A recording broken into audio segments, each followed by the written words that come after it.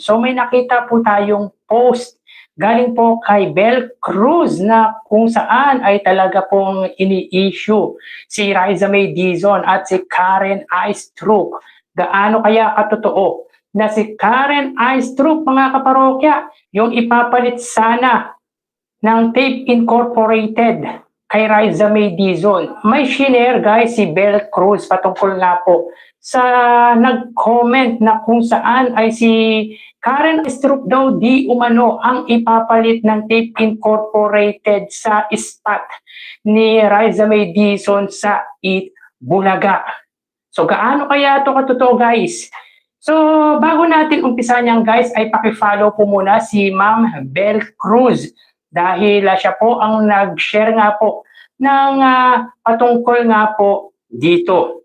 So sabi guys ni Bel Cruz, kawawa din si Riza May noong gustong alisin.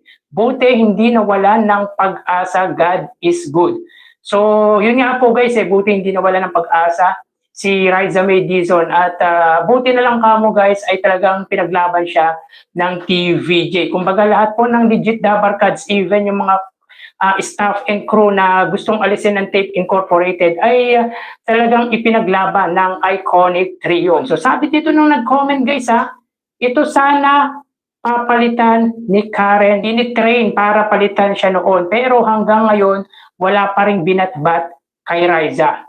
So sabihin po natin kahit pabor ito para kay Riza May Dizon, kumbaga yung nag-comment na ito guys nasa side ni Riza May Dizon ay hindi pa rin po natin dapat payagan or hindi po natin tinotolerate ito yung pinagsasabong yung magkasama sa isang programa, like example si Karen Aistrup at saka si Riza May Dizon. Hindi po natin pinapayagan yan guys. Sabihin po natin may mga netizen na gustong pagsabungin sina Riza at Karen, sina Ruel at Maybe, di ba mga yan yung mga netizen na parang bother sila sa nangyayari sa sinusuporta nila.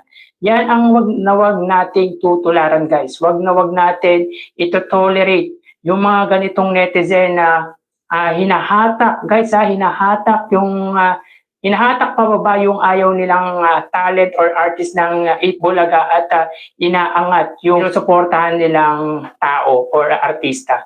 But yun nga guys, as far as I remember guys, during the time ng interview nga po ni Tito Soto, ang ipapalit daw di umano kay Riza May sa spot nito sa Eat Bulaga ay isa sa relative ng mga halusos. Kumbaga tinitrain, nasa interview din po yan ni Riza May Dizon sa Tony Talks.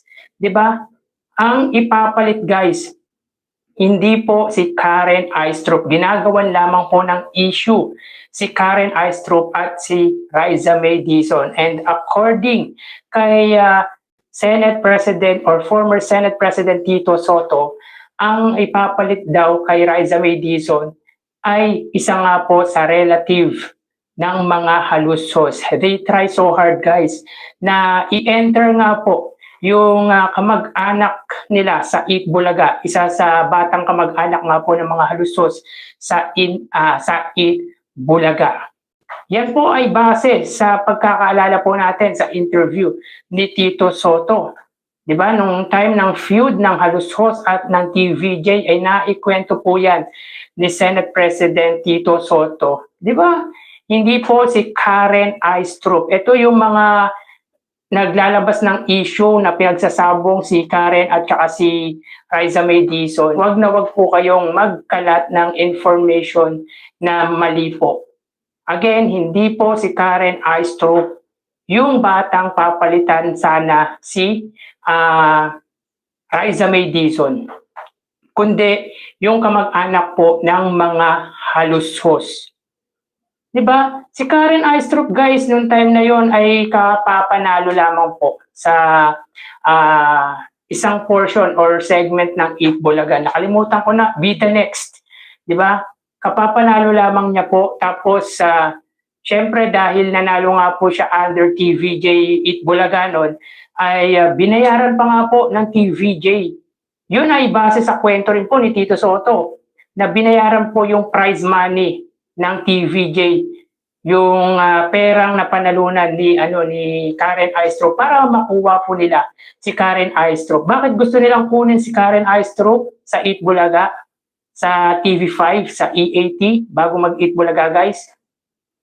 Dahil nakita nila na may potential nga po si Karen Aistro.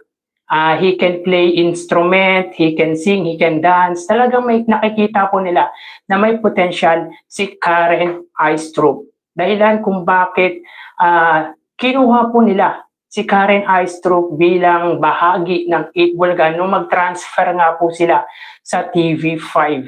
So yung mga tao or netizen na binibigyan po ng issue si Raisa May Dizon at si Karen Aistro, magsitigil po kayo.